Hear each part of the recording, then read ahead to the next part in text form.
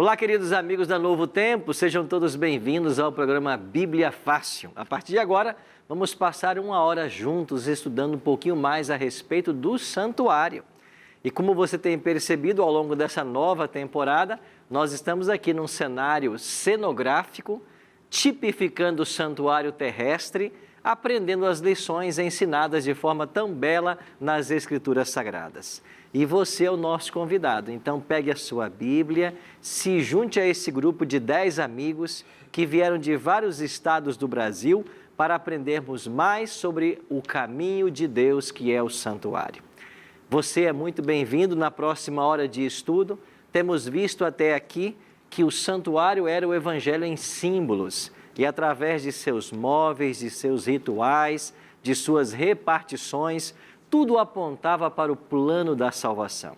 Estudar o santuário é estudar a história da salvação do povo de Israel. Estudar as festas de Israel, como já fizemos aqui, é olhar para o passado, para as ações de Deus e olhar para o futuro, para a ação que Cristo ainda faria em favor de seu povo. E por falar na ação de Cristo em favor de seu povo, nós temos examinado aqui que Cristo cumpriria toda a tipologia do santuário terrestre. Por isso esse tema é tão importante. Refaço mais uma vez o que eu disse no último programa, tão importante quanto a morte de Cristo na cruz é a sua ministração por nós no santuário celestial. Por isso, você não pode ficar de fora desse importante estudo. E para você que está nos acompanhando na Novo Tempo, nós temos um presente muito especial. Nós estivemos em Israel gravando esse lindo DVD. Aqui você vai encontrar todos os temas que estamos gravando no Bíblia Fácil nessa nova temporada. É um DVD, Santuário, o Caminho de Deus. E nesse santuário, nesse DVD, você vai encontrar 13 temas alusivos ao santuário. Eu quero oferecer para você agora, você está vendo e eu quero te dar os contatos. Você pode ligar para Novo Tempo em horário comercial, 0 operadora 12, 21 27 31 21. Você pode mandar agora uma mensagem para o WhatsApp da Escola Bíblica. O nosso número é 12 9 8100 1615 ou você pode acessar a nossa página na internet, tá bem? Peça agora o seu DVD, vai chegar na sua casa através dos correios, você não paga nada por isso e graças ao apoio incondicional dos Anjos da Esperança. E você que é Anjo da Esperança, muito obrigado, viu? Pela sua parceria com a Novo Tempo. Graças à sua ajuda, à sua doação, nós podemos ir mais longe, alcançar mais pessoas, fazer cada vez melhor, tudo para a honra e glória de Deus. Tá bem? Vamos então começar o nosso estudo de hoje. Como eu já disse para vocês, estamos estudando sobre o santuário e a lição 9, a qual hoje vamos estudar, o fim do ministério de Cristo no santuário. Nós vamos fazer uma breve recapitulação daquilo que nós estudamos até aqui e hoje vamos entender como será o fim do ministério de Cristo no santuário. Por isso quero convidar você a nós orarmos agora, pedindo a bênção de Deus mais uma vez para o estudo da Bíblia. Pai querido, nos reunimos como amigos mais uma vez aqui nos estúdios da Novo Tempo e com milhares e milhares de famílias que estão agora nos acompanhando em suas casas, em seus escritórios, em hotéis, em qualquer parte desse mundo. Queremos nos conectar todos agora para estudarmos a Tua Palavra. Que o Teu bom e Santo Espírito seja o nosso professor mais uma vez e que nós possamos compreender a Tua vontade para a nossa vida. Oramos em nome de Jesus. Amém. Nós temos estudado até aqui o Salmo de Asaf, Salmo 77, 13. Já explicamos que a palavra santuário nesse salmo, bacodes, às vezes é traduzida em outras versões para o santidade, santo, mas a melhor tradução dela é santuário. Então Asaf escreveu: o teu caminho, ó Deus, está no santuário. Que Deus é tão grande como o nosso Deus? Nenhum. Nenhum Deus é tão grande, tão poderoso, porque Ele é o Rei dos Reis, Senhor dos Senhores e Criador dos céus e da terra. Agora, como disse Asaf, o santuário é o caminho de Deus. E tipologicamente ou figurativamente, Cristo caminha pelo santuário ao exercer seu ministério terrestre e celestial. Nós estivemos estudando aqui que quando Cristo se encarnou, ele veio para o acampamento de Israel. Ele estabeleceu aí a sua tenda. Nós lembramos do versículo de João 1, verso 14, né? O Verbo se fez carne e habitou, tabernaculou entre nós. Em algum momento, Jesus começaria a sua caminhada pelo santuário. E aos 30 anos, nós entendemos que, metaforicamente ou tipologicamente, Jesus entra pelo santuário, se dirige à pia para então ser batizado. Depois de batizado, 3 anos e meio, ele é levado até o altar de holocausto, simbolizado pelo Calvário. Ali ele morre. Em algum momento, Jesus deixaria então e deixaria o pátio e entraria para dentro do lugar santo, assim como faziam diariamente os sacerdotes lá em Israel.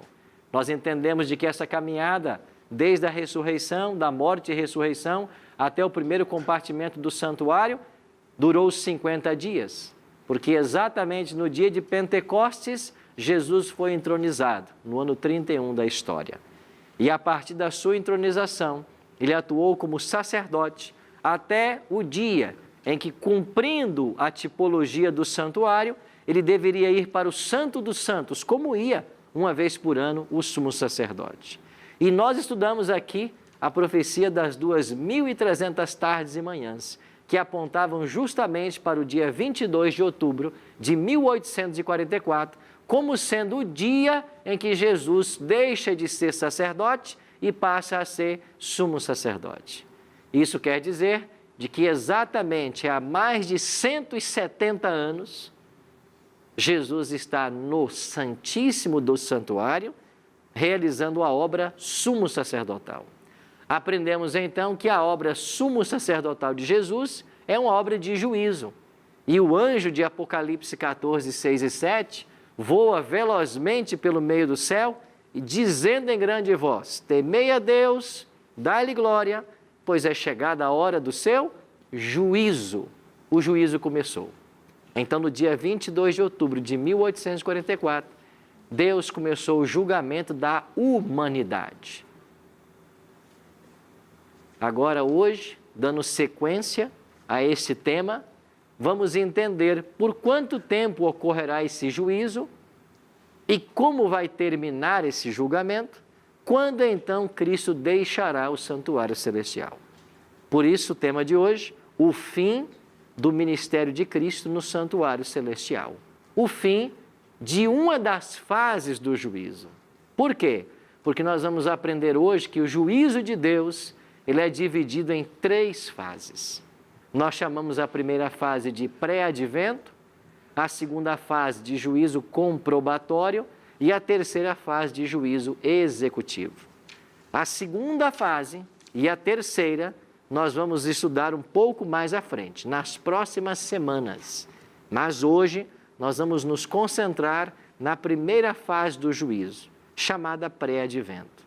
Agora, por que ela recebe esse nome? Porque é um juízo que tem que acontecer antes do advento. Advento quer dizer a volta de Jesus. Então, antes do advento, antes da vinda de Jesus, nós precisamos que o juízo seja concluído. Porque é nesse juízo, nesta fase, que os casos são decididos para a salvação ou para a perdição. E depois vamos descobrir que a segunda e a terceira fase do juízo de Deus, elas não se aplicam a definir quem será salvo e perdido, mas apenas a uma explicação dos fatos, o porquê da perdição e, finalmente, a aplicação da sentença. Então, é na primeira fase que todos os casos devem ser decididos para a salvação ou para a perdição. Então, hoje vamos compreender melhor a respeito do juízo pré-advento. Aonde encontramos na Bíblia alusão a esse juízo? É aqui, no livro do profeta Daniel, no capítulo 7, versos 9 e 10. Você pode nos acompanhar em casa na sua Bíblia também. Daniel, capítulo 7, versos 9 e 10. Assim escreveu o profeta: continuei olhando, até que foram postos uns tronos, E o ancião de dia se assentou. Sua veste era branca como a neve, e os cabelos da cabeça como a pura lã. O seu trono eram chamas de fogo, e as suas rodas eram fogo ardente. Um rio de fogo manava e saía diante dele. Milhares de milhares o serviam, e miríades de miríades estavam diante dele. Assentou-se o tribunal, e se abriram os livros. Você viu aqui a expressão? Assentou-se o tribunal e se abriram os livros. A que evento da história o profeta Daniel está fazendo alusão? Ele está se referindo exatamente ao momento em que Jesus chega no Santíssimo do Santuário para atuar como sumo sacerdote. Estão lembrados de que lá em Israel, no antítipo dia da expiação, que era no 10º dia do 7º mês, o sumo sacerdote vinha até o santuário para efetuar esse juízo? Agora Cristo, como sumo sacerdote, ele apresenta-se no segundo compartimento do santuário para começar esse juízo. Por isso Daniel é claro em dizer que assentou-se o tribunal e abriram-se os livros. Que livros são estes? Livros de registro. Olha o que disse Jesus Cristo em Mateus 12, 36 e 37. Digo-vos que de toda palavra frívola que proferirem os homens, dela darão conta no dia do juízo, porque pelas tuas palavras serás justificado e pelas tuas palavras serás condenado. Agora, para que cada ser humano possa no dia do juízo ter o seu caso julgado, tem que haver os livros de registro. Então há livros de registros no céu. A Bíblia chama de livros. O que é que tem no céu? É um computador? É um sistema? Nós não sabemos, mas é um sistema que Deus tem para registrar a história de cada ser humano que já nasceu sobre essa terra. E quando chegar a hora do juízo, vai se abrir ali a pasta com tudo que a pessoa fez, para que então ela possa ser julgada. Jesus está dizendo isso, que nós vamos ser julgados até pelas palavras que nós proferimos, para salvação ou para perdição. Eu li esse texto com vocês na semana passada, mas quero relê-lo. O homem mais sábio do mundo disse: de tudo o que se tem ouvido, a suma é: teme a Deus e guarda os seus mandamentos, porque isto é o dever de todo homem, porque Deus há de trazer a juízo todas as obras, até as que estão escondidas, quer sejam boas, quer sejam más. Então a lei de Deus será a norma do juízo. Márcio? Pastor, veja bem a questão do julgamento. Esse julgamento se refere a que período da sua vida? Por exemplo, a partir do momento que o homem se converte e passa pelas águas, ali começa uma nova vida. Ok. Esse julgamento refere-se a esse novo tempo, porque como humano, a gente sempre continua a pecar. Por mais que você não queira, mas como diz João, não pequeis, mas se pecar, existe um advogado. Portanto, esse julgamento, ele refere-se à vida toda. Uma vez que você se converteu, se batizou, começa uma nova vida. Ali foi depositado seus pecados.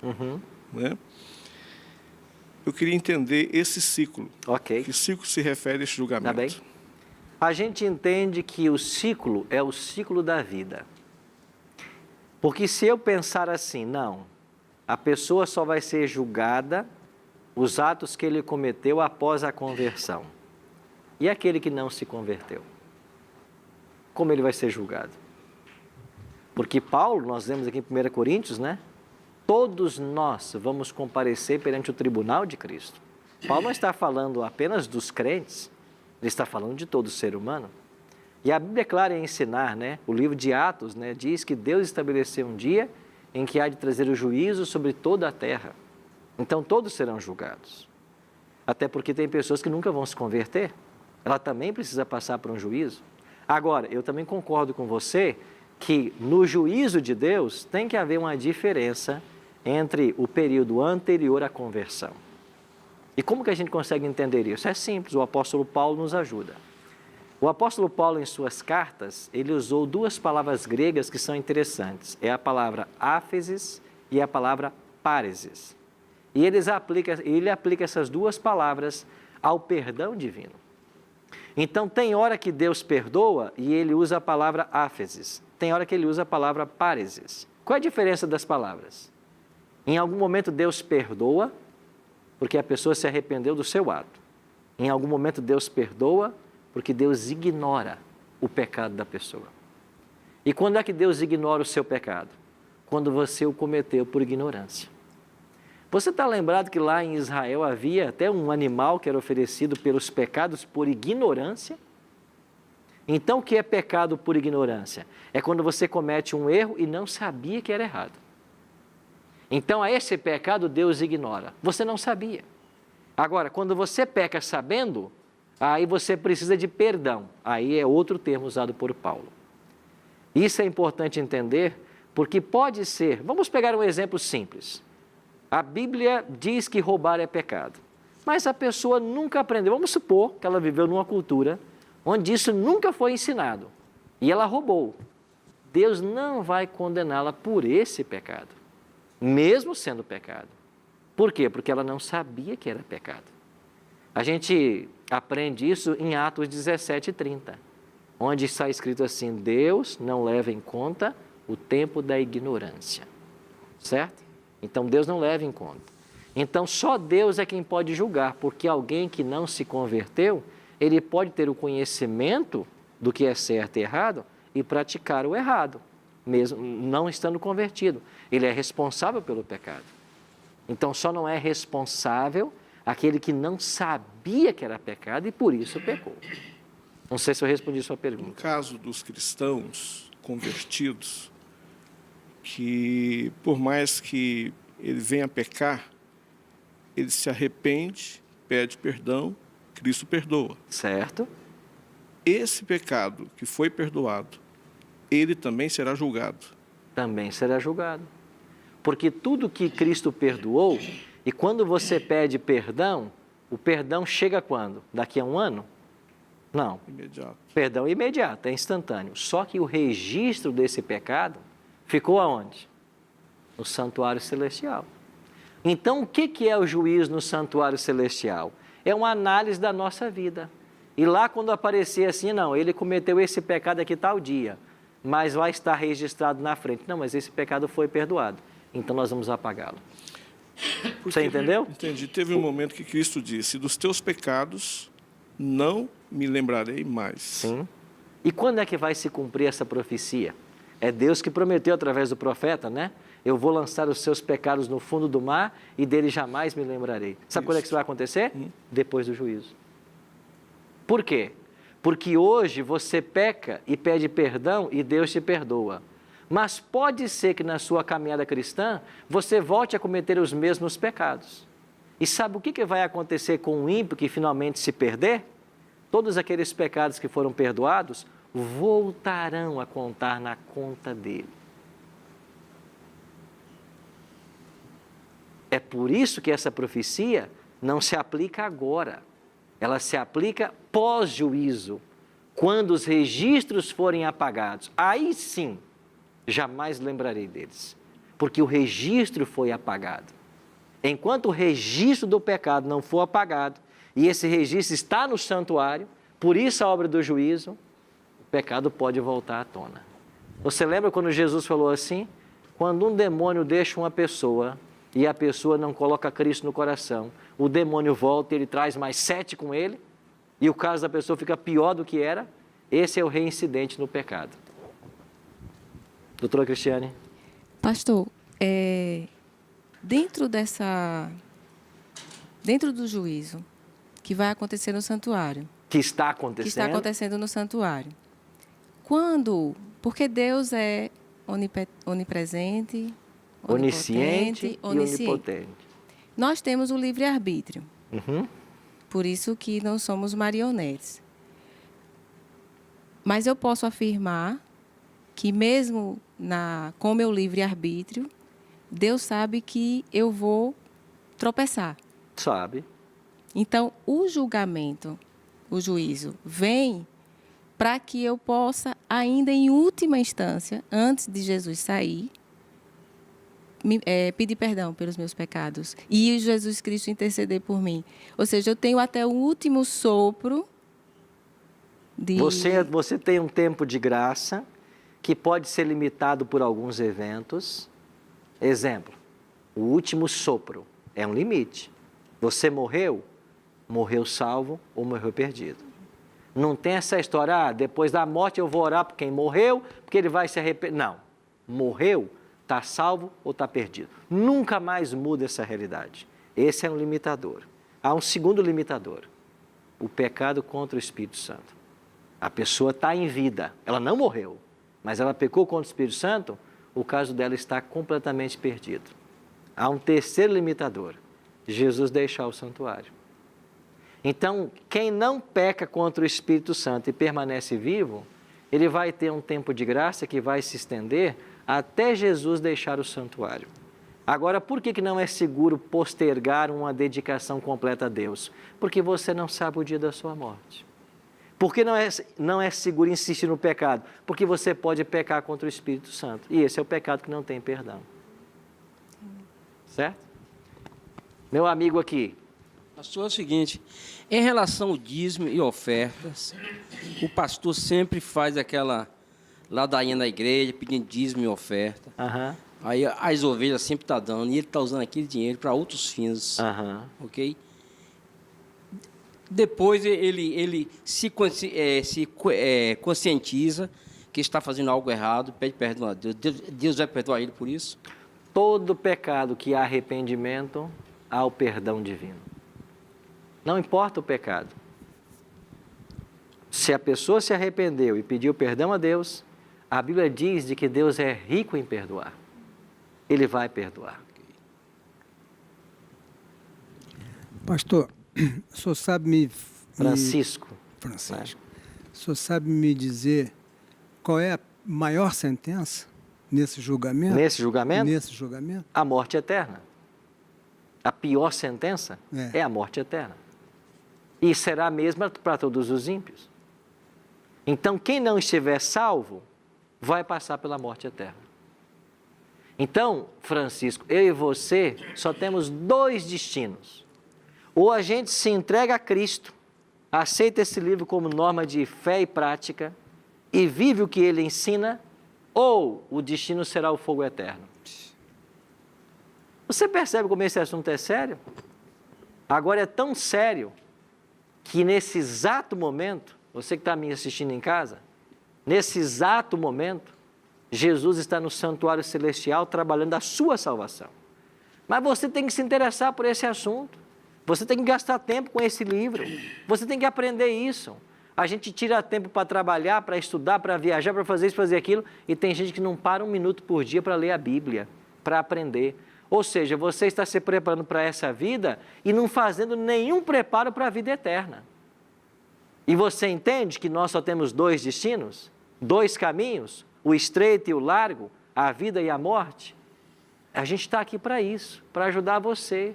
Para você entender que você tem um céu a alcançar e um inferno a evitar. E o que pode levar você, ajudar você nessa caminhada? É o conhecimento. O conhecimento é indispensável. Eu vou citar aqui o verso do nosso presidente agora, né, Jair Bolsonaro. Conhecereis a verdade e a verdade vos libertará. Ele usou muito esse verso na campanha dele, né?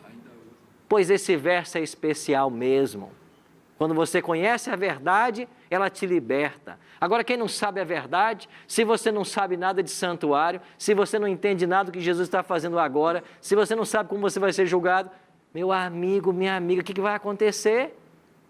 Você vai viver essa vida se deixando levar pelos outros? Deixa a vida me levar, a vida leva eu? É esse o seu estilo de vida? Não. Você tem que tomar as rédeas na tua mão. E sabe como você faz isso? Ó, Bíblia. Gal.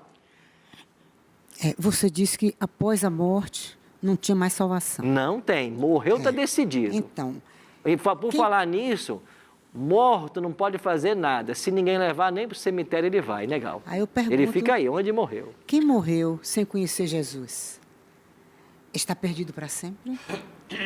A palavra de Deus é clara em dizer em Atos 17:30, eu mencionei há pouco. Deus não leva em conta o tempo da ignorância.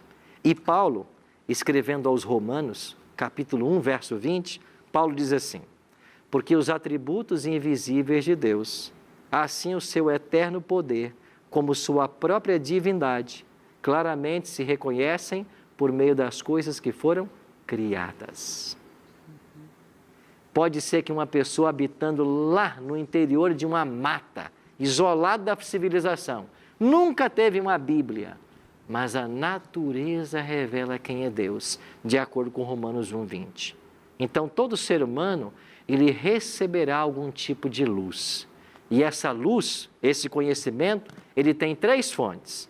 Ele pode vir da Bíblia, ele pode vir da natureza, ou ele pode vir das impressões do Espírito Santo na mente da pessoa.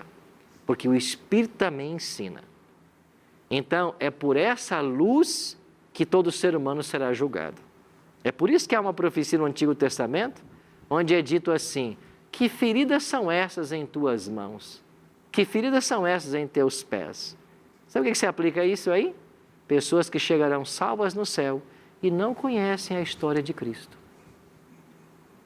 Mas elas tiveram uma revelação de Deus, do seu caráter, ou através da natureza, ou através das impressões do Espírito Santo, e é com base nessa revelação que elas serão julgadas. Agora, Deus nunca vai cometer injustiça. Podemos ficar tranquilos com relação a isso. Nós vamos para o intervalo. Quando voltarmos, temos aqui algumas perguntas a serem respondidas. Não saia daí. Vamos continuar aprendendo mais sobre a primeira fase do juízo e quando Cristo deixará o santuário celestial. Daqui a pouquinho a gente está de volta.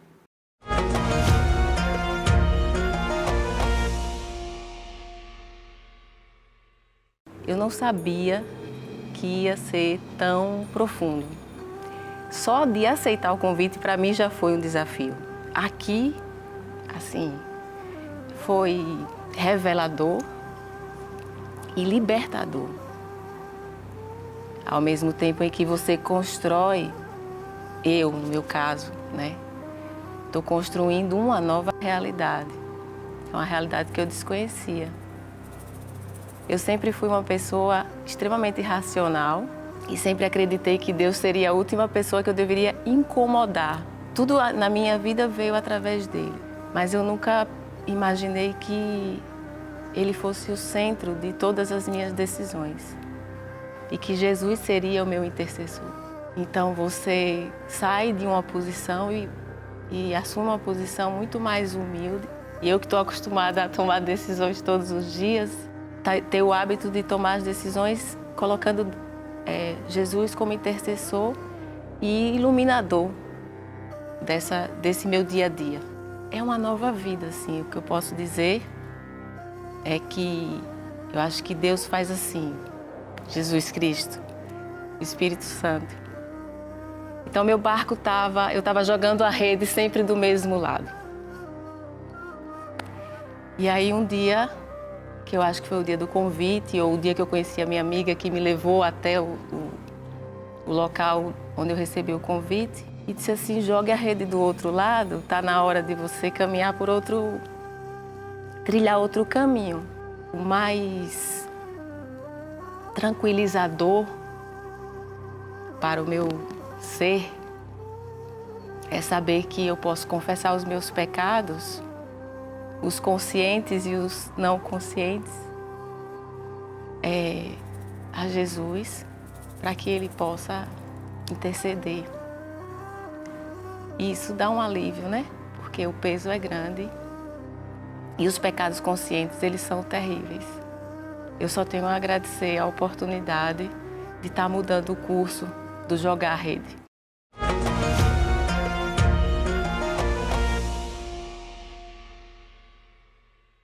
Estamos de volta com o programa Bíblia Fácil, no nosso segundo e último bloco.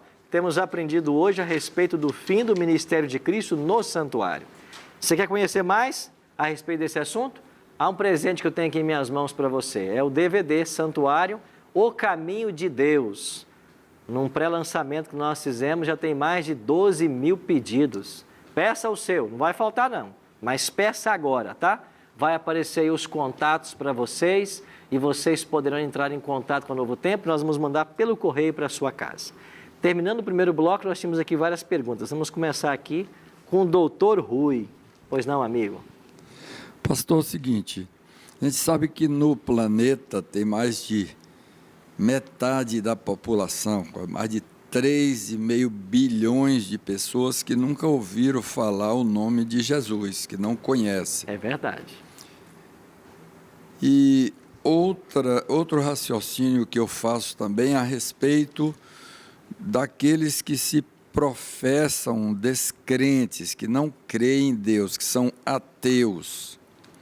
Entretanto, essas pessoas cumprem os 10 mandamentos.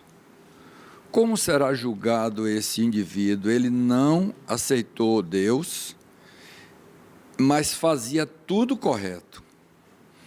E ele não conhecia Deus e também fazia as coisas corretas.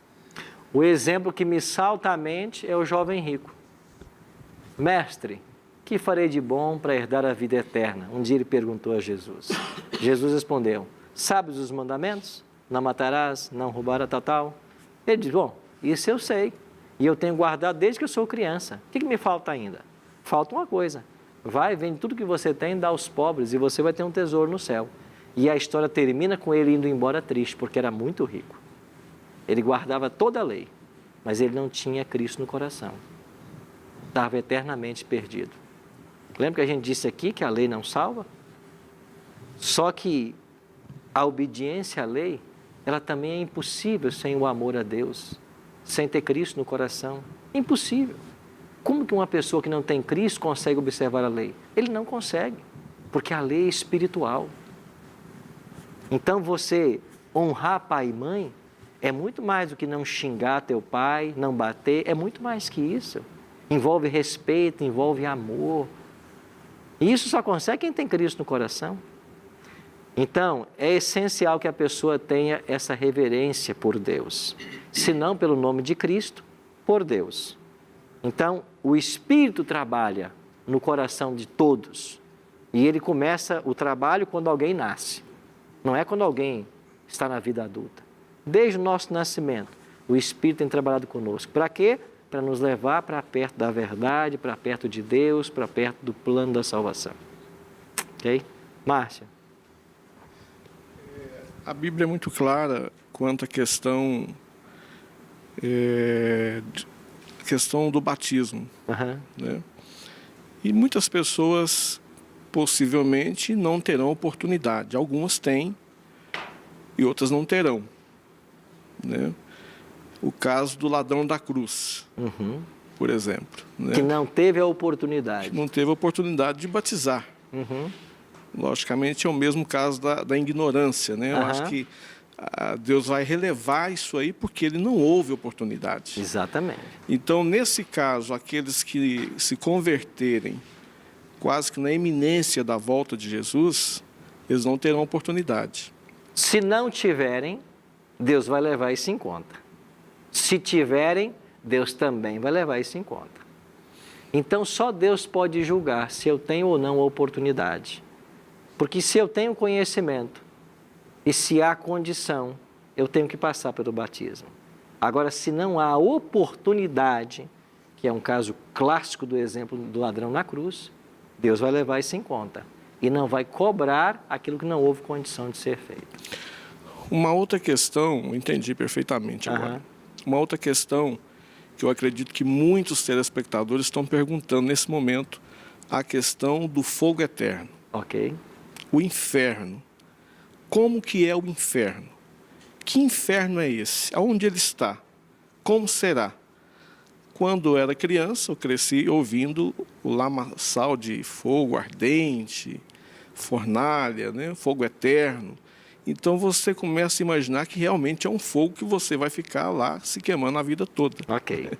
Mas que na verdade não é. Não é. Eu queria que o senhor explicasse sobre isso. Sim, nós vamos ter uma lição quando falarmos do juízo final, que é a próxima lição, e vamos entender o que é esse fogo eterno que vai destruir os ímpios, Satanás e os anjos maus. Mas por hoje eu posso adiantar que o fogo é eterno não na duração, mas nas suas consequências. Não existe um espaço físico onde o fogo está ardendo, queimando ninguém. Nem existirá. O que existirá é o fogo que Deus vai mandar do céu para destruir Satanás, os seus anjos e os ímpios, que estarão neste planeta.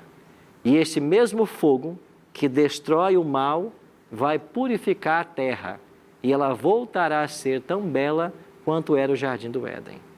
Isso é o que está em Apocalipse 20, versos 7 a 9. Então o fogo destrói o ímpio, purifica a terra e aqui nós teremos o novo céu e a nova terra. Ok? Sim, amiga? Pastor, dentro desse contexto que o Márcio falou, nessa passagem, se eu não me engano, ela fala de de um requisito do inferno, onde o seu bicho não morre. Onde o seu bicho não morre? Porque a impressão que nós temos é que as pessoas ímpias vão ficar em tormento mental, em grande tribulação, sofrimento, e essa expressão me incomoda um pouco. Ok. Podemos esperar até o próximo tema, quando eu falar do juízo executivo, que o juízo executivo é justamente esse fogo que vai destruir o ímpio. Como é que é esse fogo? Quanto tempo vai durar? Tudo isso nós vamos tratar com detalhes na próxima semana. Podemos esperar, Simone, até lá? Pode ser? Quem ouviu também vai ficar curioso, né? Vai ter que esperar para a semana que vem também. A lei de Deus será a norma do juízo. E nós já aprendemos aqui que nós somos salvos pela graça, mas julgados pelas obras. Nós já aprendemos isso aqui. Tiago 2, 10 a 12. Qualquer que guarda toda a lei, mas tropece em um só ponto, se torna culpado de quantos? Esse verso é fundamental para a nossa compreensão. Olha você que está me assistindo em casa. Olha o que Tiago está dizendo. Porque qualquer que guarda toda a lei, mas tropece em um só ponto, se torna culpado de todos. Olha o que diz o último verso. Ora, porquanto aquele que disse não adulterarás, também ordenou, não matarás. Ora, se não adulteras, porém matas, vens a ser transgressor da lei. E o verso 12 diz, falai de tal maneira, e de tal maneira proceder como aqueles que hão de ser julgados pela lei da liberdade. Então eu vou ser julgado pela lei da liberdade. Que lei é essa? É a lei moral. Ele acabou de me dar 2 mandamentos. E o verso 10 diz, qualquer que guarda toda a lei, mas tropeça num só ponto, se torna culpado de todos. Agora, nós vamos estudar aqui, ainda, nas próximas semanas, um ataque que foi feito ao santuário. E nesse ataque feito ao santuário, atacou-se a lei de Deus. E hoje, existe um forte movimento contra a lei de Deus. Vamos ver isso nas próximas semanas. Os 10 mandamentos estão debaixo de um forte ataque.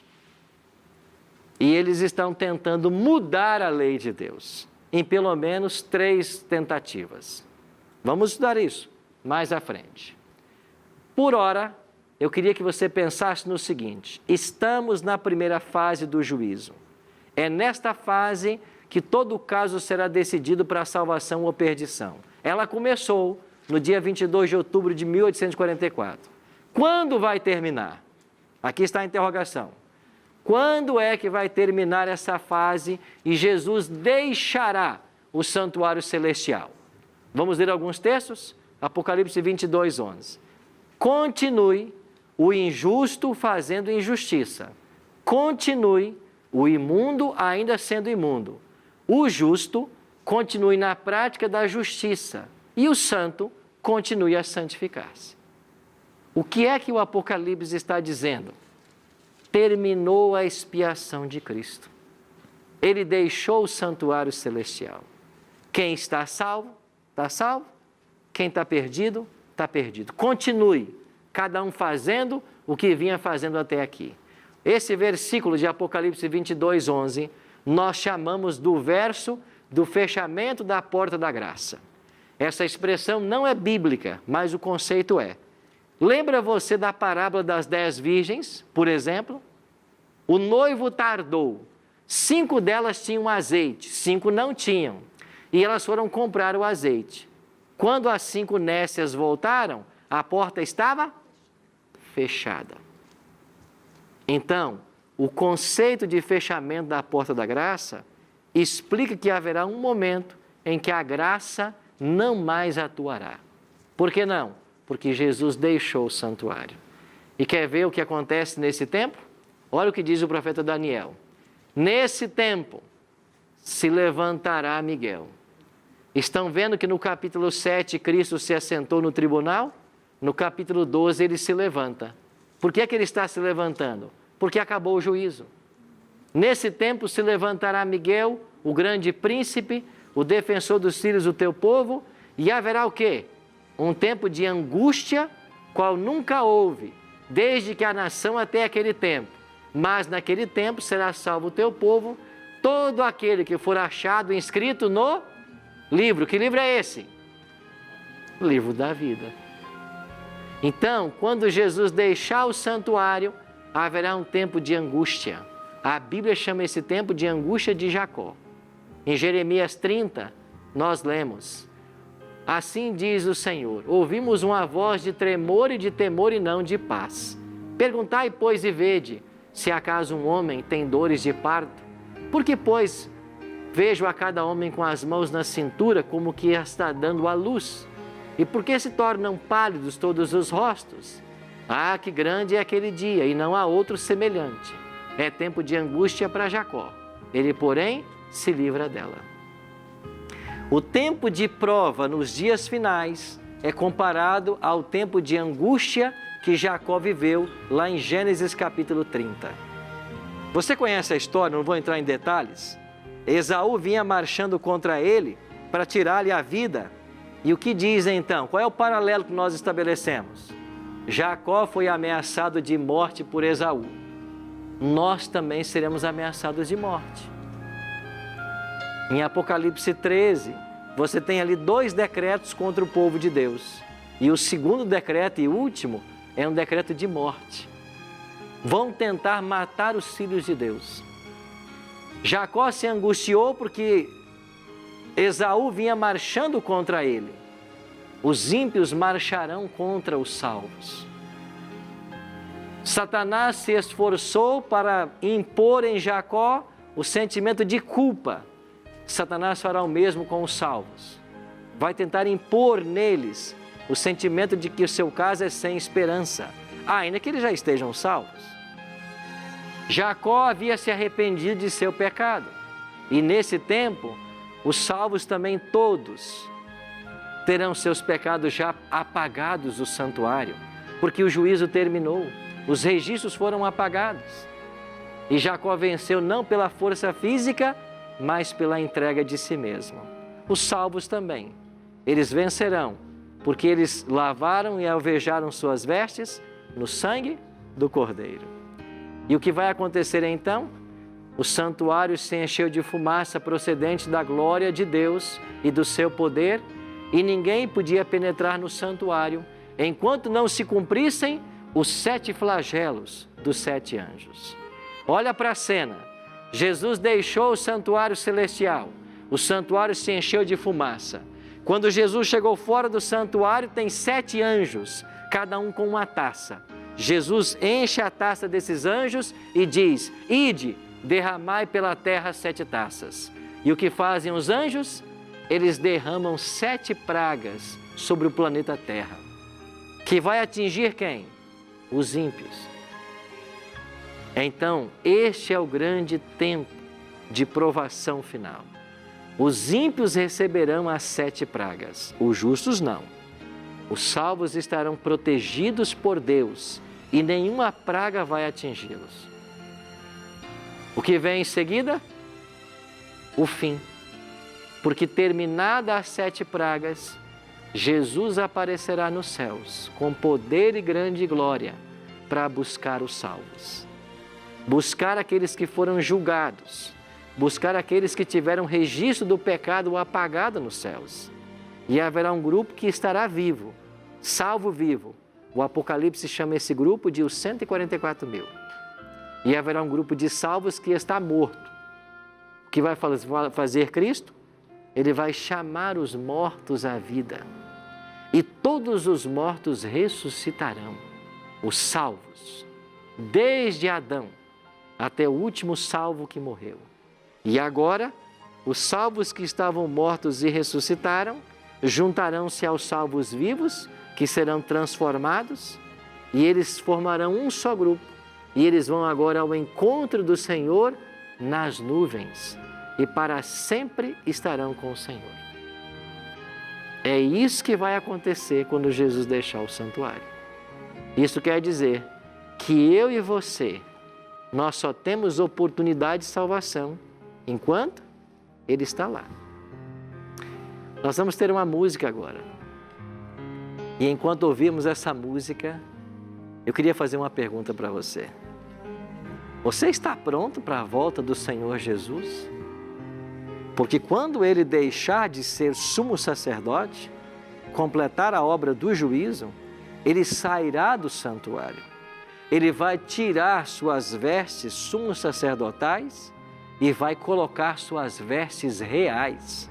E de acordo com Apocalipse 19, Ele vai voltar montado num cavalo branco, com vestes brancas, e Ele virá para buscar todos os salvos.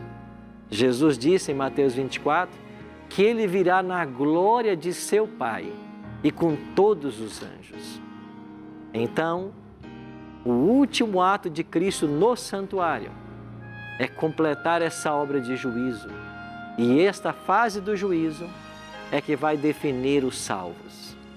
E o juízo é ao nosso favor. Por isso, enquanto ouvimos essa música, eu queria que você pensasse. Cristo já é teu advogado. Você colocou o caso nas mãos dele, porque ainda que ele esteja julgando, ele continua aceitando clientes. Porque nesse momento, ele ainda continua sendo advogado. Porque no dia da expiação, mesmo enquanto o sumo sacerdote estava lá, fazendo todo o ritual, aqui no pátio, morriam os 2 cordeirinhos. Isso ensina para mim e para você que mesmo estando no grande dia de juízo, ainda há mediação. Por isso, coloque sua vida nas mãos do Senhor. Se entregue a Ele agora, para que Ele seja o seu advogado e para que Ele julgue a sua causa e te salve.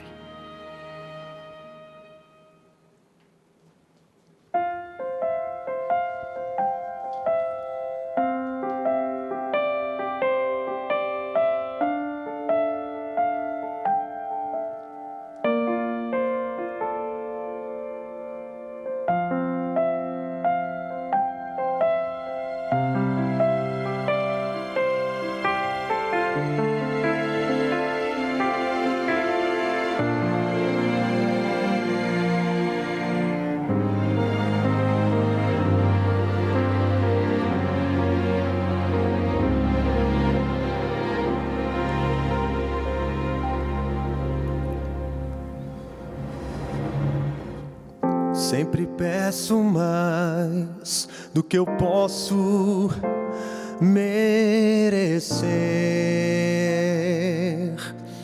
e dobro os meus joelhos sem nada agradecer. Eu pensei ter fé, mas como egoísta sou,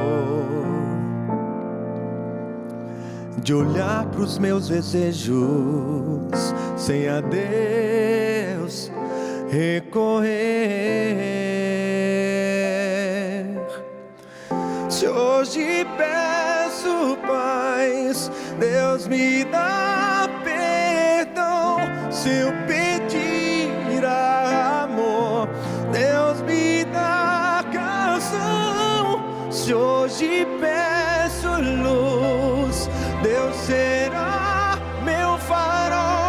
Se eu pedir calor, Deus será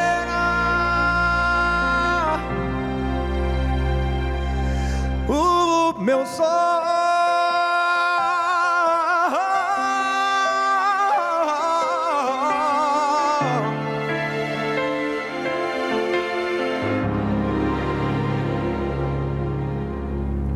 Se eu clamar a Deus, grandes coisas me dará. Responde minha prece e o mais proverá. Os meus passos vê e já sabe pra onde vou. Me dá o que eu preciso, do tamanho que eu sou.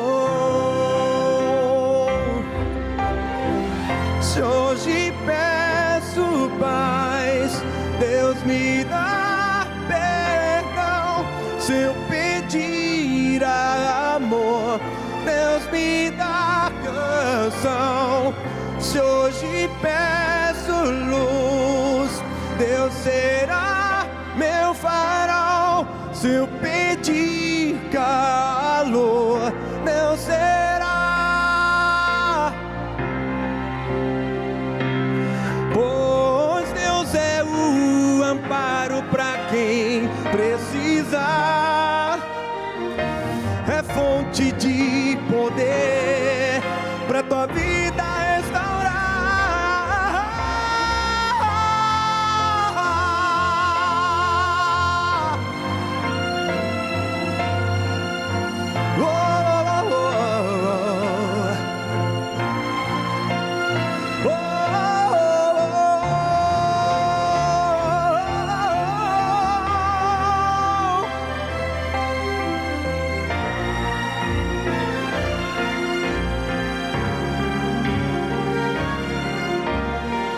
Se hoje peço paz, Deus me dá perdão. Se eu pedir amor, Deus me dá canção. Se hoje peço luz, Deus será meu farol. Se eu pedir calor, Deus será meu sol.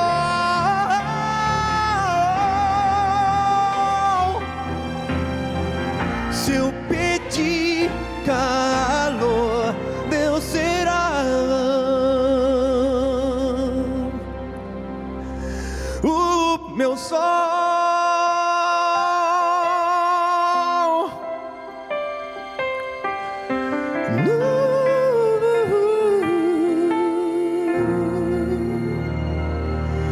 Deus será o meu sol.